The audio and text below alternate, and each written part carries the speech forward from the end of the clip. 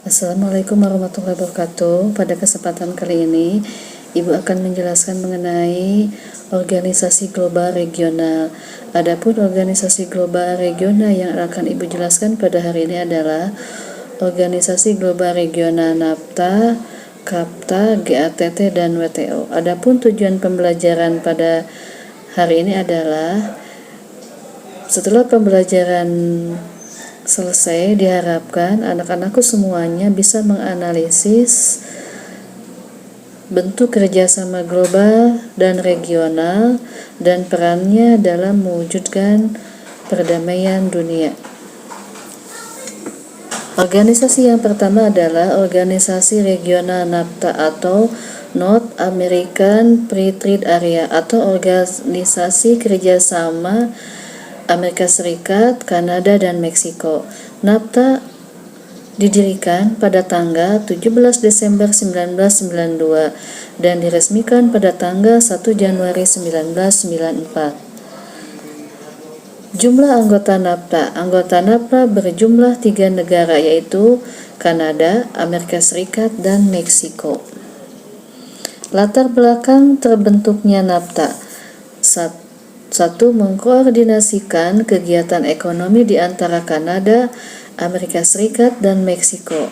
Yang kedua, NAFTA merupakan area perdagangan bebas di kawasan Amerika setelah Uni Eropa.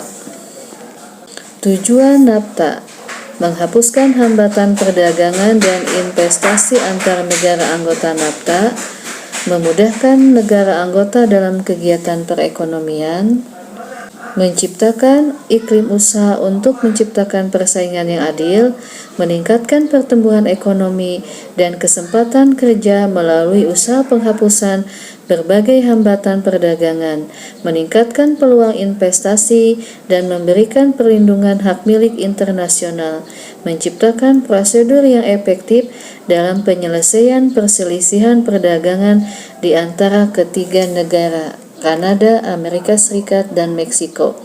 Adapun bentuk kerjasama NAFTA.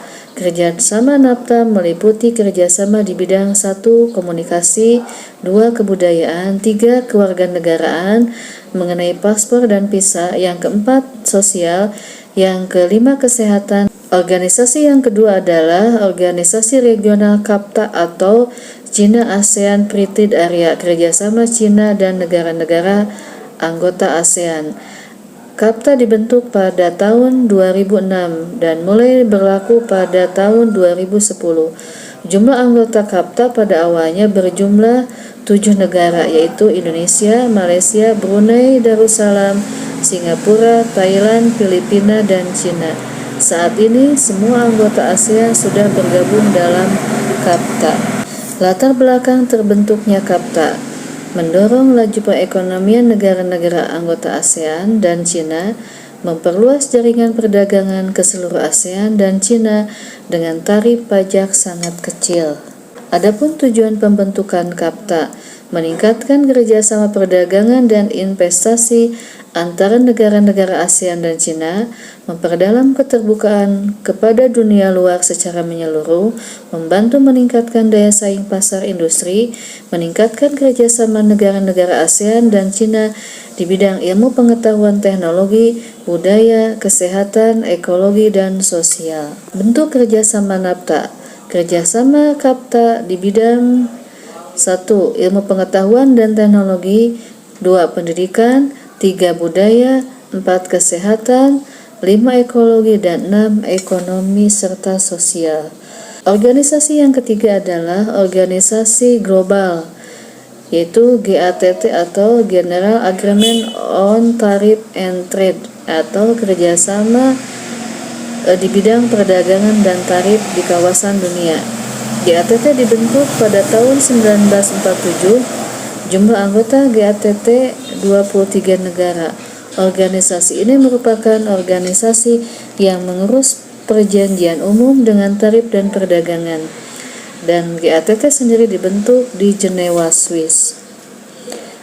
Adapun latar belakang terbentuknya GATT dibentuk sebagai respon terhadap tidak adanya pihak pengatur tarif dan perdagangan sehingga terjadi pelanggaran dan diskriminasi dalam perdagangan internasional, khususnya perdagangan barang.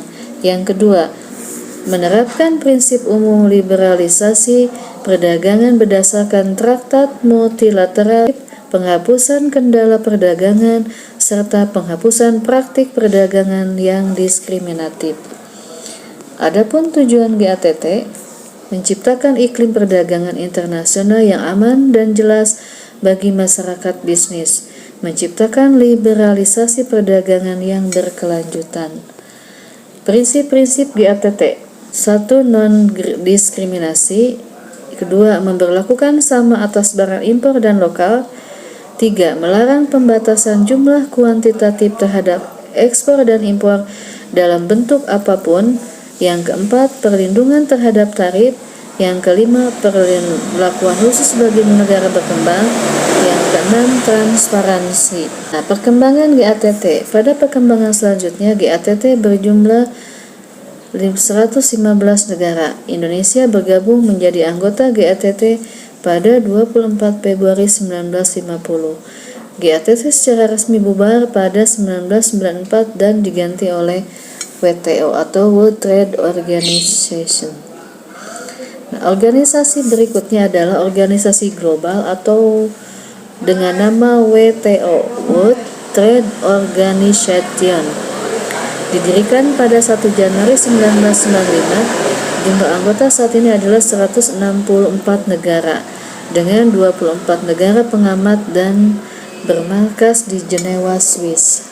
Adapun tujuan dari WTO adalah mencapai perdagangan internasional yang stabil dan menghindari kebijakan-kebijakan dan praktik-praktik perdagangan nasional yang merugikan negara lain, meningkatkan volume perdagangan dunia dengan menciptakan perdagangan yang menarik dan menguntungkan bagi pembangunan ekonomi suatu negara, mengembangkan sistem perdagangan multilateral yang akan mengimplementasikan kebijakan perdagangan, meningkatkan pemanfaatan sumber-sumber kekayaan dunia, dan meningkatkan produk dan transaksi jual beli barang.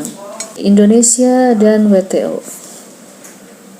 Kesepakatan Indonesia dan WTO antara lain disepakati kerjasama: 1. Kerjasama di bidang pertanian. Yang kedua, kepentingan negara berkembang dalam rangka akses pasar dan perlindungan domestik. Yang ketiga, perlindungan jasa dengan memberi peluang penguatan terhadap industri jasa nasional.